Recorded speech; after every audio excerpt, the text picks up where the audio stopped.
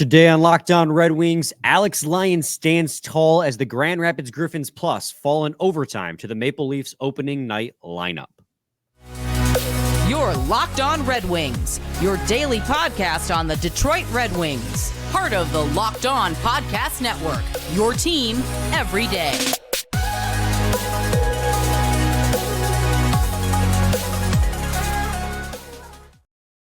Welcome back to the Locked On Red Wings podcast. We are your hosts, Brian Fisher and Scotty Bentley. I'm a podcast producer for the Daily J, a WWJ News Radio podcast, while Scott is host over at Locked On Tigers, as well as a freelance journalist for the Detroit News. And first of all, Scotty, happy Friday, buddy. We made it. Happy Friday, baby.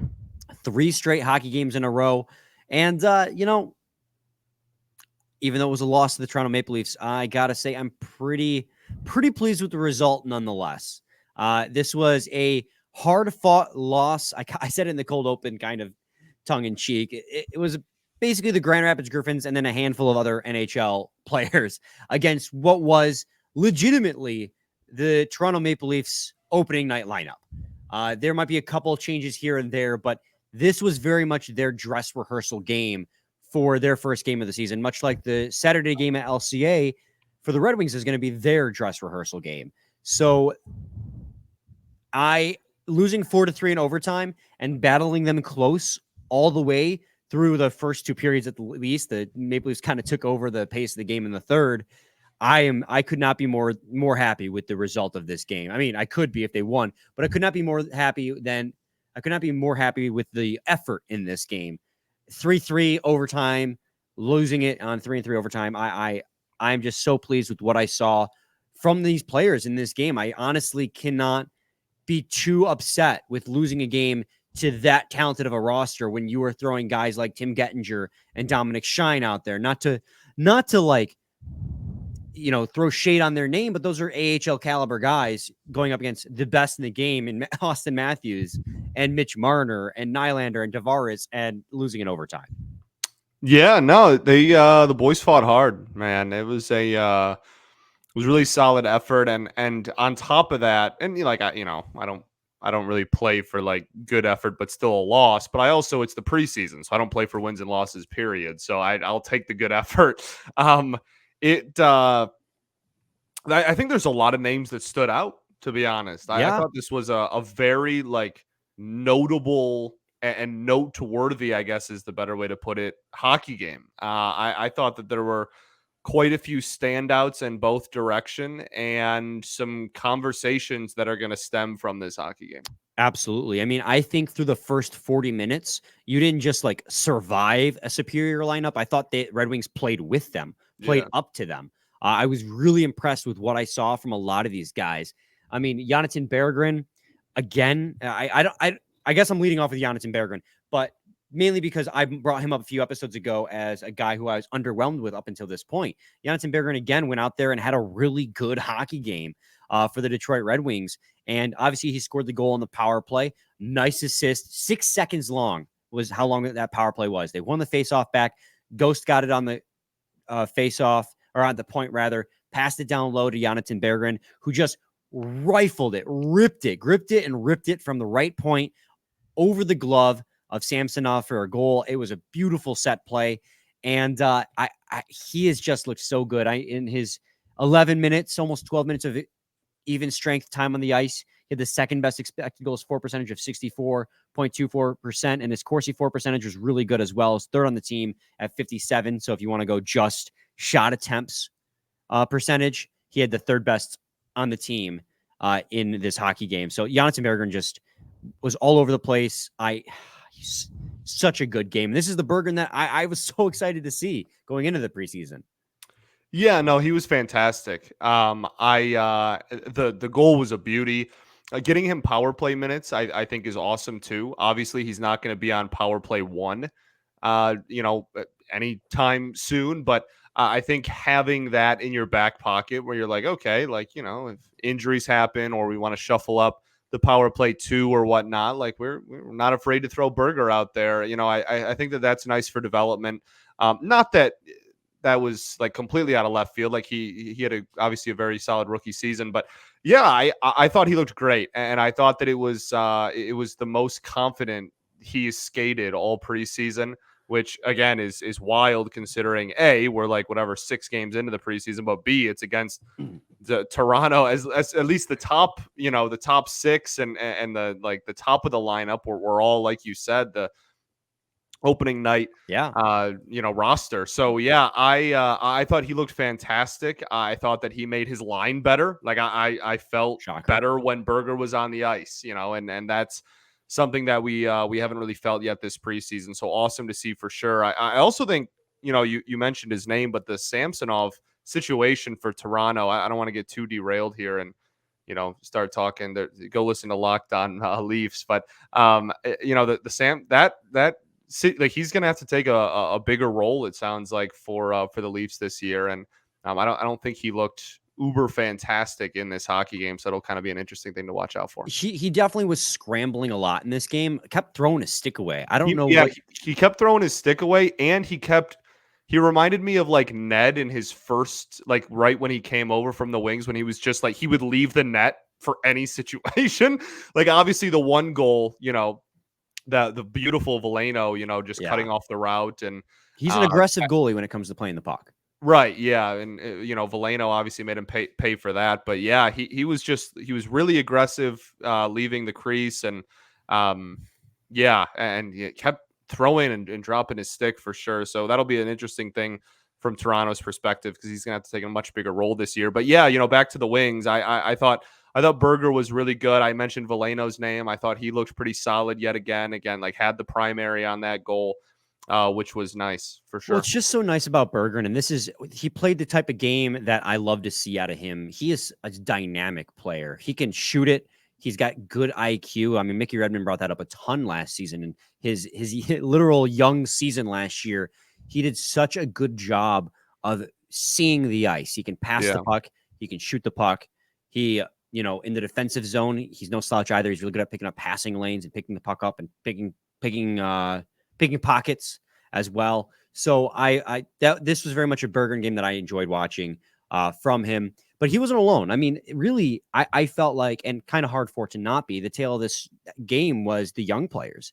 Yeah, and of course. While all preseason we kind of have been saying like, okay, well, don't try to take too much away from these games because it's preseason. I feel like if you're going to take away anything from any of these games, this would be the game to do it, because of the fact, again, you were playing the Toronto Maple Leafs essentially starting lineup. I mean, you look at this lineup and it was basically everyone: Matthews, Yarncroc, Kampf, Tavares, Giordano, Nees, Domi, Marner, Riley, Reeves, Benoit, Liljurgen, Brody, Bertuzzi, Nylander, and then Samsonov and net. Like, this was their starting lineup.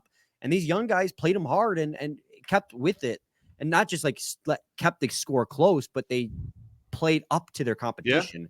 Amadeus Lombardi, at least through the first 2 periods, is another guy who I was like, this kid is buzzing. For he was special gif. First period, preseason game 7. Like he slowed down a little bit as the game went along, but man, in the first period was he buzzing. That he was special. Absolutely. Amadeus Lombardi in the first period. I'll never forget the October 5th preseason game where Amadeus Lombardi looked absolutely unbelievable for the first probably 25 minutes of this hockey game. And it's funny with how good he looked. He only registered 1 shot in this game. Yeah. He tripped on himself for one, and then he passed one that I thought he was right in the circle, and I thought he should have shot it, and he tried to pass it back into the crease. Yeah, so he had some opportunities, but he was just skating like a madman. He looked like a really, really good skater outside of, again, the time when he fell on his face. But yeah, I loved what I saw out of him, though, man. He obviously he's gonna, we know where he's gonna end up here in a couple of weeks, but I am very excited to keep an eye on him throughout the year. Yeah, I mean, he was a positive when it comes to Corsi for percentage. I know you should, in the preseason, you shouldn't put too much stock in advanced analytics, although Corsi's barely an advanced analytic. It's literally shot attempts for versus shot attempts against. It's literally how many times a team tries to shoot the puck when your player's on the ice. 52% for him. And so, I mean, just 11 to 10, not like a huge difference between the two ratios, but relative, he was a 13.49%. So the team was better with him on the ice versus off the ice in this game. He's such a fun player to watch. I enjoy the hell out of Amadeus Lombardi. Obviously, he's going to have to put on weight if he really wants to make in the NHL. He's still small. Yeah, he's still small. He's a tiny guy, but if he can, like, he's got the speed, he's got the tenaciousness, he's got the hands and the tenacity, tenacity. So tenaciousness, baby. That's 2 days in a row I've tried to like say a word just wrong. No, yesterday I love it. I'm putting tenaciousness on a t-shirt. Listen, you're the writer, not me. I mean, Tenacious. You'd have to put it on your own t-shirt because you can't win a t-shirt at a resort. I can go to Salvation Army and buy a t-shirt that someone else donated that they actually won and just do what you did. That is not no. I threw that football through the uprights. In fact, I was talking about it on X because that's what you were giving me crap for it. I will admit it's more impressive that the competition couldn't throw it through the uprights. It was not a hard competition.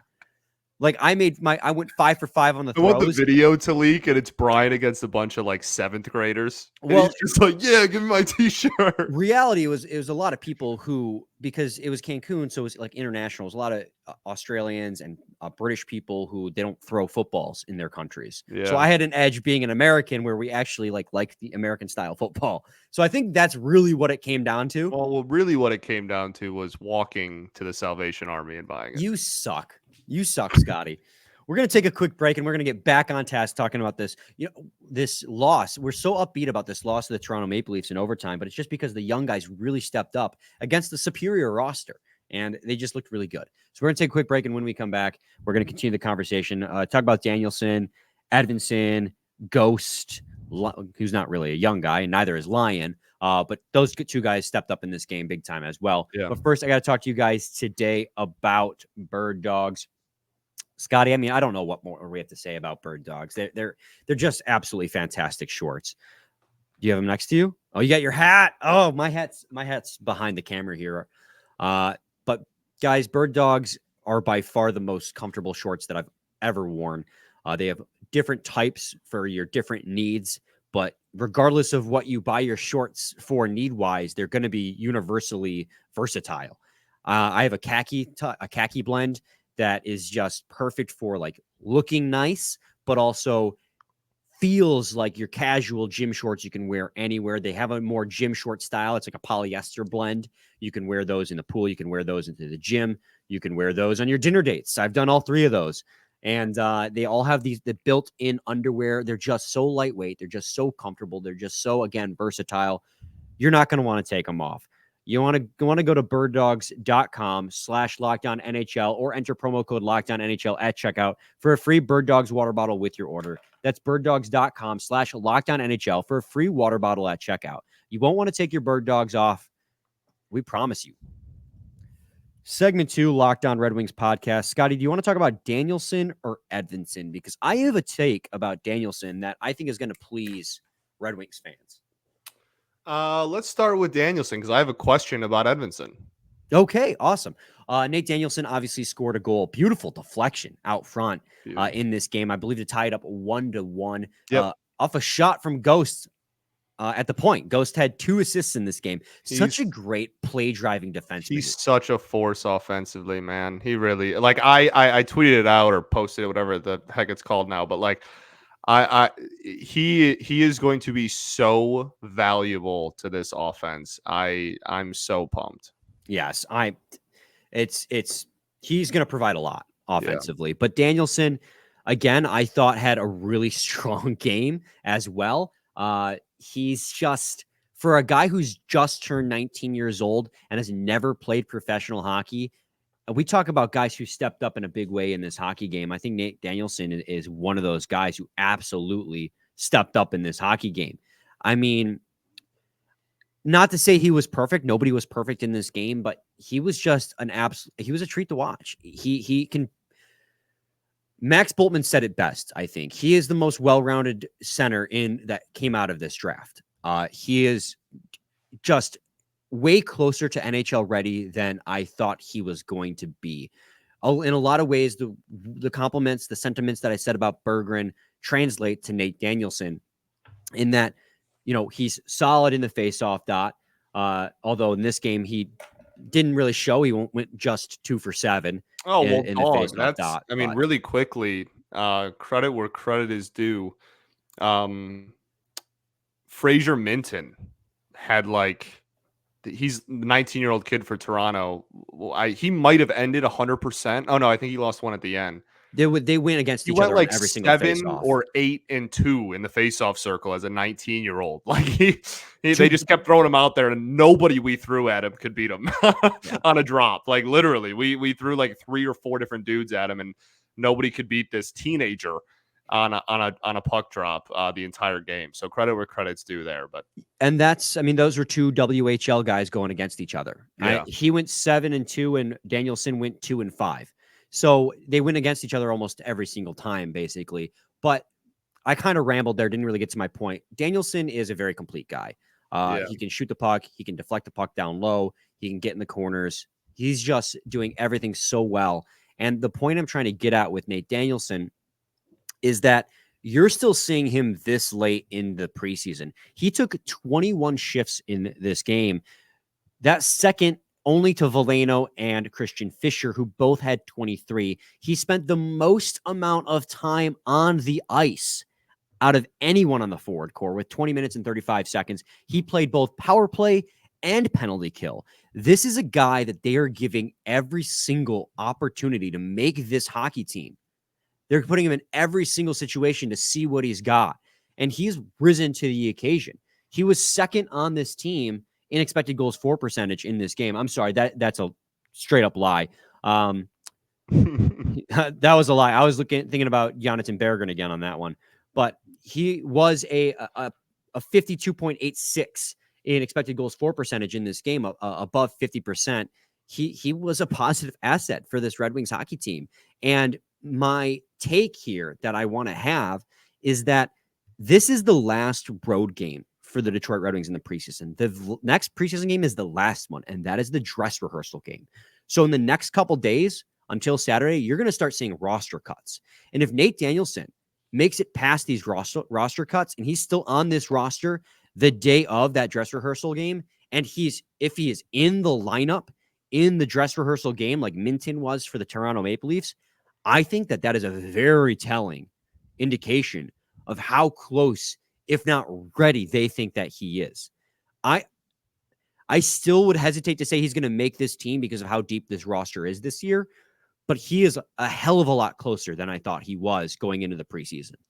Oh yeah, I mean there's not a single human being on this planet that he hasn't blown past their expectations for the preseason. I mean, no, I don't think anybody thought that he was going to look as good as he has. So obviously that's true. I think for me, I guess I view it a little bit more as just for development. Like they want to put him in as many different situations as possible to see what his strengths and weaknesses are. Not necessarily we're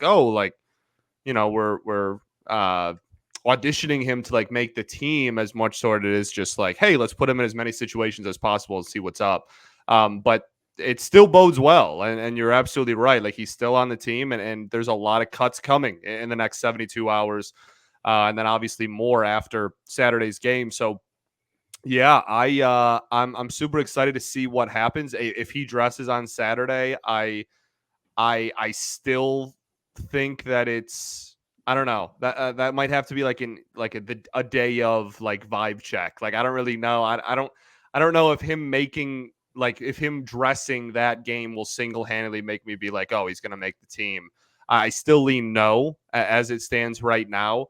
But he has been a joy to watch. He's looked absolutely fantastic. And I certainly think that on draft night, when people were talking about a few years away, etc., that talks well out the window. I think we're going to see him right soon, even if he's not on the, opening night lineup or anything. The biggest detriment that people were saying, and they were using it almost as a backhanded compliment, was that Danielson was the safe pick at number 9. And that, I may have even said it at one point too. I can't even remember. I might be guilty of this as well. And it's not necessarily a lie. He was a very safe pick. We're watching it in the preseason, But when they say safe pick, what a lot of people mean is like boring pick. And usually safe means high floor, low ceiling. Yeah. And that might very well be what he is. But if the low ceiling is a really well-rounded 2C, I mean, the Red Wings, that's a great pick. That I'm super excited after watching him this preseason. And I shouldn't get too excited over preseason games. So this is a 19-year-old kid who's looked good playing against men in a lot of cases. So, yeah, you know what? I am on the Danielson hype train. It's over.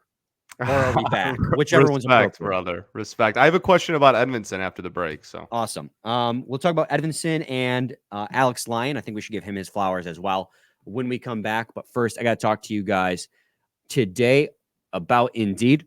When you're drafting your fantasy team, do you ever wish you could do the same thing with your business team? Well, if you're building a roster to win in the league, you need Indeed. Indeed is the hiring platform where you can attract, interview, and hire all in one place. Don't spend hours on multiple job sites looking for candidates with the right skills when you can do it all with Indeed. Find top talent fast with Indeed's suite of powerful hiring tools like Indeed Instant Match assessments and virtual interviews. Hate waiting? Indeed's U.S. data shows over 80% of Indeed employers find quality candidates whose resume on Indeed matches their job description the moment they sponsor a job. I can tell you guys from personal experience, when I worked at Little Caesars Arena inside the team store, Indeed was the main resource we used for hiring. The way it made it so convenient to look at people's skills, their specialties, what they excel at, what their weaknesses are. It presented it to us in such an easy and consumable fashion that it really did made it so easy to hire and look at candidates. So you guys need to check out Indeed. Indeed knows when you're growing your own business, you have to make every dollar count. That's why with Indeed, you only pay for quality applications that match your must-have job requirements. So visit Indeed.com/lockedon to start hiring now. Indeed.com/lockedon. Terms and conditions apply. Cost per application. Pricing not available for everyone. Need to hire? You need Indeed. Indeed you do. Segment 3, Locked On Red Wings podcast. Scotty, you want to ask me a question about Simon Edvinsson? Shoot away. Yes. So my question that I'm going to pose to you, and then obviously directly to all the listeners as well, is in theory, I'm not trying to jump the gun. I'm not saying this is like 100% going to happen, but he has looked really good for several games in a row. I think he's been one of the best players in the preseason, honestly.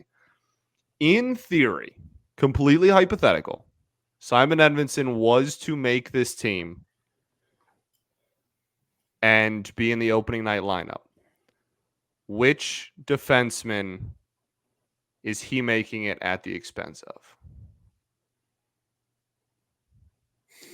Because now we've had math issues before, but if you're not going to be able to carry 3 goalies and 8 D-men.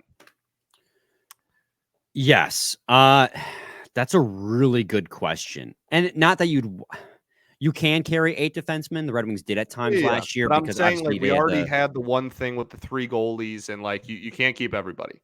Yeah. You could. They could find a way to carry 8, absolutely. But yeah, like let's leave the goaltender part. Let's just assume they only keep 2 goalies, so you have the option to carry 8 defensemen. Sure. I mean, well, then there you go. Then you're fine. So I'm just double checking because technically, currently, the Red Wings have, according to Cap Friendly at least, Red Wings do currently have 8 defensemen on the roster because Jared McIsaac is technically on an NHL contract. He's past his entry level contract right now, so he is on the Red Wings. On there, they're missing someone then, because we had 7 before Edvinsson and McIsaac. We had Sherratt, Ghost Despair, Hall, Wallman, Mata, Petrie, Seider, McIsaac. Those are the 8 defensemen that are currently on the Red Wings roster. So they would more than likely, and you're not going to carry 9, have to waive at least one of those defensemen. McIsaac's the obvious candidate. McIsaac will be the choice. I would be shocked if he makes the Red Wings roster to begin with. So once cuts start being made, I wouldn't be surprised if he gets placed on waivers. He had an egregious turnover that led to Bertuzzi's goal in this one. Shout out to Bertuzzi. Really bad. Yeah. Yeah. And he just kind of fanned on it. Those mistakes do happen. I'm not going to kill the guy over it. but it was pretty egregious, and I don't think he makes the team outright anyways. I think Edvinson's had the better preseason for sure. You guys obviously McIsaac's the choice there. So, but if we want to go even further, if you really want to put the screws to me, and let's say the Red Wings only want to carry 7 defensemen, because in a lot of cases, teams only like to carry 22 players rather than 23, 13 forwards, 7 defensemen. And that's what I was saying. We've been down the map reasons. rabbit hole before. They could do 8, but if they were to do 7, who would it be at the expense of? This is a really tough question. Honestly, Olli Maatta. So that's my answer. That's because, and as much as I like Olli Maatta and what he brings as a defensive defenseman, I think he might be. I liked the extension. Yeah, I thought the extension was fine, but I think he is the odd man out in this situation. And I think he might be the least dynamic defenseman of the defensemen you have. So right, I don't disagree with you. For me, it's salary thing too. What's the most expendable contract? Well, pretty much every defenseman on your team outside of Seider, who's on his ELC, is making north of $2 million, and so right. That's my point. The most expendable contract to get rid of would be Olli Maatta's. Yeah, it's I guess tough like because it's not with how much money's like other teams are paying. Maybe he's the answer there, but like I think in terms of, as you said yesterday, dynamicism and contract and contract, I think it would probably be Olli Maatta.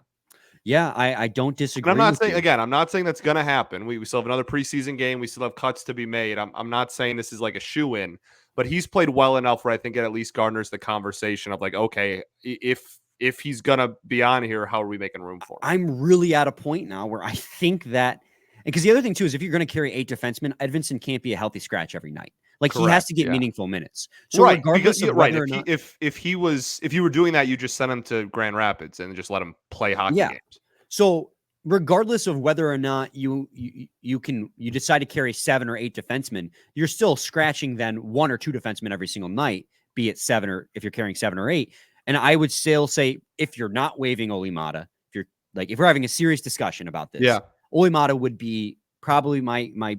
And that's not to say Olli Maatta is a bad defenseman, but just with the added depth, he's been booted down to more than likely a bottom pair defenseman. Yeah. So it's so tough because it's such a deeper team, but I could see him as being a 7th defenseman on this team, kind of rotating in and out of the lineup. If you decide to carry 8 guys or 7 guys and he's your 7th D-man, that way Edvinsson gets meaningful minutes every night. But like every single one of these guys on this roster is capable of playing meaningful minutes. I don't see a reality where Ghost Despair is a healthy scratch because he brings such an important play driving mechanic to the defensive side. Obviously, Wallman and Seider are currently untouchable on this back end. You know, as much crap as we give Sherratt and Hall, who, by the way, Sherratt's had assists in back-to-back games, still not the greatest play out of him, but to be fair, he's getting his legs back underneath him. This is only his 2nd game back. I know I was kind of critical on him last game. I failed to take into account the fact that was literally his first preseason game after not skating for all sure. preseason. I thought that Hall also in the first period looked pretty solid. I didn't think all 3 were, equal, but I thought that he looked sharp in the first. Yeah, I thought he looked fine, and he one played period of a preseason game, but like, didn't he play a pretty good chunk? Let me double check with right here, but I'm pretty sure he played a good chunk with Edvinsson as well. He did play. I mean, the first half of the game, he was exclusively with Edvinsson. Yeah, he played with Edvinsson pretty much exclusively in this hockey game. So I mean, they've made a pretty decent pair out there for a veteran and a rookie playing next to each other. But I'm digressing. Olli Maatta, if you put a gun to my head, would be my choice. Mm-hmm. Yeah, same. But again, we got another game left. We got some cuts to be made, so we'll see how it shakes down. But I've been really, really impressed with the improvement from Edvinsson, especially for a guy that like we didn't think was even going to be healthy for another like month. Over the summer, we weren't even planning on seeing him in the preseason, and now we're like, oh, he might make the team. He looks amazing. So well, and as every preseason game that goes by, this is another guy like Danielson. Like if he's on the roster for the rehearsal game on Saturday, like that's a very telltale sign that they think he's like that close.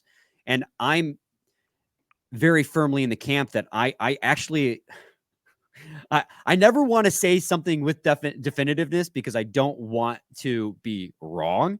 Because who likes being wrong? But I genuinely think that Simon Edvinsson could make this roster. I do that, too. No, I think that he is right there. It's just a decision of who sits out if he makes the roster. Yeah, I'm if you had to make me give like a % chance of Edvinsson to make the roster versus Danielson to make the roster, Edvinsson's is significantly higher. It's an easy case to make. Yeah. To fit our narratives and put the feather in the cap of that argument, he led the team in expected goals for percentage in this game. He had a 68.29 expected goals for percentage. He had an over when he was on the ice. The team had a 2.21 expected goals for. This is a guy who's not touted for his offense, and he's playing with Justin Hall, who's also not touted with his offense, but they were driving plays. Well, he was driving plays, which there was a couple of plays that he saved to keep into the offensive zone, which was really impressive because he had to make some athletic, like quick movements in order to save the puck to not exit the offensive zone and had to reset, which I found impressive. But the most impressive thing I thought was his zone entry. He was like confidently and comfortably entering the zone as a defenseman, multiple times. And I was like, this is not Cider or Ghost Despair. What is happening? Like, why is that? Why is a defenseman? Why is our, rookie D-man, being entering the zone this consistently? But he did it a solid, off the top of my head, I remember two and probably did it one or two more times outside of that as well. He was skating really confidently with the puck. And I like that. I cannot believe how smooth skating this 6'6" defenseman is. I know I've brought it up multiple times, but that's really honestly, I think his biggest asset is how smooth of a skater he is at his size. His expected goals for percentage relative, Scotty, was 38.78%. The next best on the team, Scotty, was Jonathan Berggren at 17%. That's how much better this team was on the ice when Simon Edvinsson was on the ice. Not bad. 38% positive ratio to in quality shot attempts when he was on the ice versus when he was just incredible. Also, he was firmly the best player in Hockey Stat Cards with a game score of over 3 in this game. Yeah. I honestly think he's going to make this team. I'm going to say it. I think he's making this team. I like it. I'm going to get off the fence. I love it, man. Anyway, Scotty, we're at 33 minutes, and we still got to talk about Alex Lyon. Alex Lyon, probably the MVP of the game. Really the MVP of the game, and we've barely talked about him at all, if anything. Respect. I went on the air today. I was on the intermission report with Luke Sloan on 97.1. It was a pre-recorded interview. I was actually at home watching the game when it was airing. But we were talking about the goalie situation, and I said, and I'm going to call myself out here. Granted, this was ignorance on my part. I didn't know this at the time.